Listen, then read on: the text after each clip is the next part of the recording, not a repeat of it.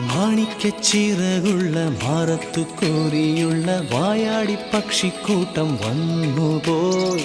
കാടൊന്നു കാണാനായി കൂടൊന്നു കൂട്ടാനായി ആകാശപ്പുഴ നീതി കുതിച്ചുപോയി. കണ്ടു മലനിര